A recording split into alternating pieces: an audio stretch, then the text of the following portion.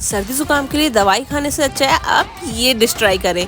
सर्दी जुकाम तो मानिए छूमंतरी हो जाएगा। तो उसके लिए लेना है चिकन ले लीजिए विद बोन्स और उसमें कुछ जाएंगे खड़े मसाले, थोड़ा सा लहसुन, प्याज, नमक और उसको 4 से 5 सीटी के लिए बॉईल कर लीजिए। अब बॉइल चिकन को पानी में से निकाल लेंगे और इस पानी का हम यूज करेंगे बाद में। तो चिकन को मैंने रख लिया अलग, फिर लिया है बटर के साथ थोड़ा सा लहसुन अदरक का पेस्ट, उसे बहुत ज्यादा भूनना नहीं है।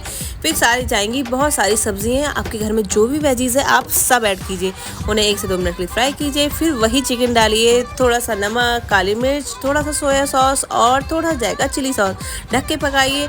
फिर डालिए इसमें हमारा वही चिकन स्टॉक और जितनी देर में कॉर्न स्टार्च डालने के बाद इसमें एक बॉयल आता है। आप जल्दी से चैनल को सब्सक्राइब और वीडियो को लाइक कर दीजिए और इस सूप को पी के अपनी सर्दी को भगा दीजिए।